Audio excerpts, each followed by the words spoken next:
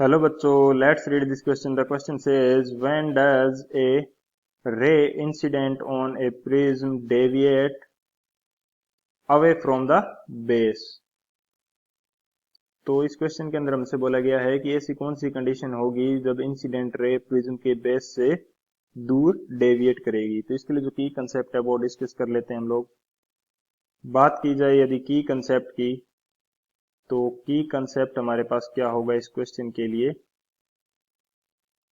की कंसेप्ट के अंदर हम लोग दो कंडीशंस डिस्कस करेंगे, जिसके अंदर एक कंडीशन के अंदर हमारे पास जो रे है वो बेस की तरफ डेविएट कर रही होगी एंड सेकंड कंडीशन के अंदर हमारे पास जो रे है वो away from the base deviate करेगी। तो यहाँ पे यदि मैं शो करना चाहूँ कि ये मेरे पास क्या है, एक प्रिज्म है, ये मेरे पास एक प्रिज्म है एंड इसका मैं नाम दे देता हूँ ए बी सी। तो यदि मैं ए बी फेस के लिए नॉर्मल ड्रॉ करना चाहूँ तो वो मेरे पास कुछ इस प्रकार से होगा, ए बी फेस के लिए नॉर्मल। अब मैं इसके ऊपर क्या करता हूँ, एक रे ऑफ लाइट इंसिडेंट करवा देता हूँ। यदि इसको सही से ड्रॉ करना चाहें,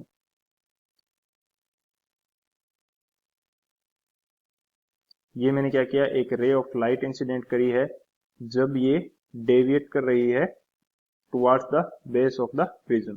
यानी कि एक्चुअल में इस रे को कुछ इस तरह से जाना चाहिए था, लेकिन ये डेविएट कर गई इसके प्रिज्म के बेस की तरफ।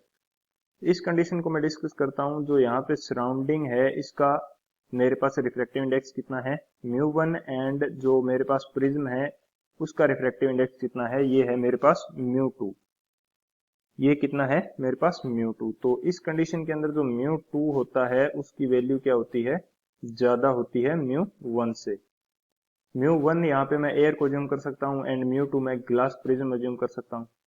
तो जब सराउंडिंग का रिफ्रैक्टिव इंडेक्स कम होगा प्रिज्म के रिफ्रैक्टिव इंडेक्स से, तो उस कंडीशन के अंदर जो हमारी रे है वो किसकी तरफ डेविएट करेगी, बेस की तरफ। अब हम डिस्कस करते हैं सेकंड कंडीशन।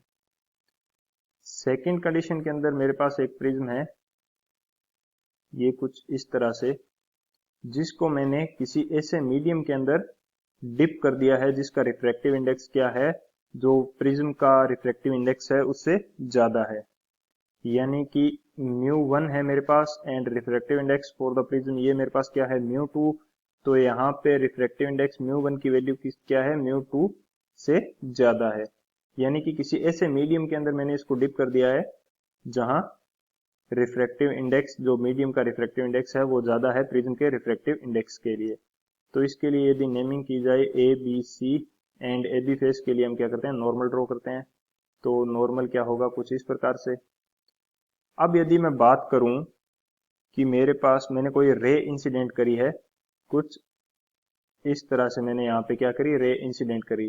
तो एक्चुअल में इस रे को कैसे जाना चाहिए था, एक्चुअल के अंदर इस रे को इस पाथ को फॉलो करते हुए इस तरह से जाना चाहिए था। अब इस कंडीशन के अंदर ये रे क्या है, बेस से अवे फ्रॉम द बेस ये डेविएट कर जाएगी। यदि मैं इसको फिर से बनाऊं क्लियरली, तो ये रे मेरे pass away from the base deviate कर जाएगी। यानी कि इसका बेस क्या है, बीसी, बीसी बेस से दूर की तरफ ये डेविएट कर रही है। तो हमारे पास फाइनल आंसर क्या हो जाएगा, when prism is dipped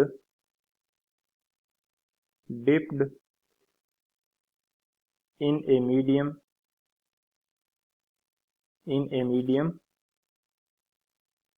having more value of refractive index, more value of refractive index.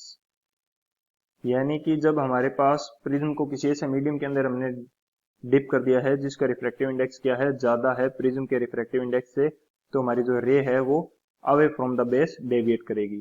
So this is the final answer. I hope you understood it well. Best of luck. Thank you.